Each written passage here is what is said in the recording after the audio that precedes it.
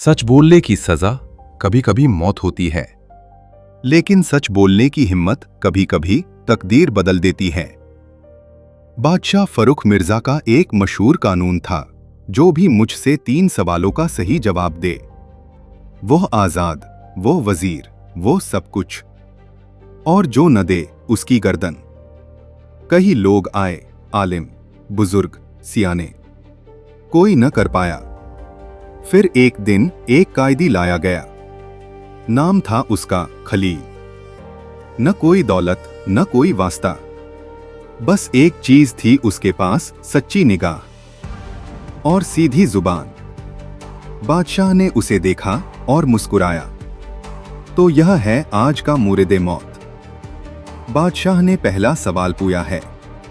दरबार खामोश, वजीर सोचने लगे, सिपाही सांस रोकने लगे।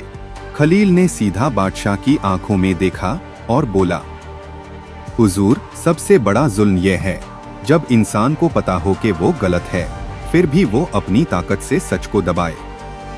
यह जुल्म सिर्फ दूसरों पर नहीं, अपनी रूह पर भी होता है। दरबार में सन्नता छा गया। बादशाह का हाथ ताज पर चला गया, क्योंकि वो जानता था यह जवाब उसके अपने लिए था। सबसे बड़ा खजाना क्या है? खलील ने बिना रुके कहा, हुजूर, सबसे बड़ा खजाना वो इंसान है जिसके पास कुछ न हो, फिर भी वो दूसरों को देता रहे। क्योंकि दौलत खत्म होती है, लेकिन नेक दिल का खजाना मरने के बाद भी जिंदा रहता है। बादशाह की आंखों में कुछ था, नामी या शर्म या दोनों। बादशाह उठा, सीधा खलील के पास आया, हाथ तलावर की मुठ पर, और धीरे से पूछा, अगर तेरी जगह मैं कायदी होता और तेरे हाथ में मेरी जिंदगी होती तो तू क्या करता? दरबार की सांस रुक गई। वजीर पले पड़ गए।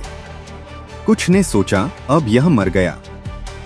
खलील ने एक लम्हा लिया, फिर सीधा खड़ा हुआ और बोला, हुजूर, मैं आपको आजाद कर देता, क्योंकि जो इंसान दूसरों को कायद करता है वो खुद भी एक कायद में होता है, अपने खौफ की कायद में। और मैं चाहता कि आप दोनों कायदों से आजाद हों। पूरी दरबार स्टोन की तरह खामोश। बादशाह ने खलील को घूर के देखा। 10 सेकंड, 20 सेकंड, फिर बादशाह ने अपना ताज उतारा, खलील के सामने रखा और बोला, यह ताज मेरा है, लेकिन आज तक मैं इसका हकदार नहीं था, क्योंकि हकदार वो होता है जिसे सच बोलने का शौक हो, मौत के सामने भी।